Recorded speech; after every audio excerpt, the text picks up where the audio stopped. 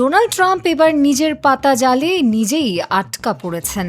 White হাউসে বসে যখন তিনি ইরান যুদ্ধের ইতি টেনে বিজয় ঘোষণার পথ খুঁজছেন যুদ্ধ চালিয়ে যাওয়ার জন্য, তখনই তার হাতে পায়ে ধরে বসলেন বেনিয়ামিন নেতানিয়াহু। সাবেক মার্কিন কর্নেল লরেন্স উইলকারসনের এক বিস্ফোরক দাবি নাড়িয়ে দিয়েছে ওয়াশিংটন থেকে তেল আবিবকে। লরেন্স উইলকারসন বলছেন, যুদ্ধবিরতির এই তথাকথিত শান্তিতে বিশ্ব যখন স্বস্তির নিঃশ্বাস ফেলছে, পেন্টাগন তখন ব্যস্ত রণতরী মেরামত আর গোলা বারুদ মজুদে।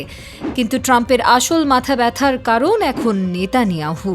ট্রাম্প চাচ্ছেন যুদ্ধ থামিয়ে ইমেজে রং চড়াতে, কিন্তু ইসরায়েলি প্রধানমন্ত্রী চান যুদ্ধের আগুন আরও উস্কে দিতে। কারণ আমেরিকার প্রত্যক্ষ মদত ছাড়া ইসরায়েলের সামরিক আয়ু বড়জোর 1 মাস। জ্বালানি আর বারুদের অভাবে নিভে যাবে তেল আবিবের দম্ভ। আর এই মরণ ফাঁদেই এখন হাবুডুবু খাচ্ছেন ট্রাম্প।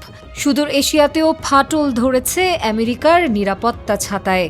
মিত্র দেশগুলো এখন ওয়াশিংটনকে আর স্থিতিশীল মনে করছে না। আর ঘরের ভেতর এপস্টাইন কেলেঙ্কারি আর একের পর এক বিতর্কিত সিদ্ধান্তে কোণঠাসা ট্রাম্প। উইলকারসনের বয়ানে উঠে এসেছে এক ভয়ঙ্কর সত্য।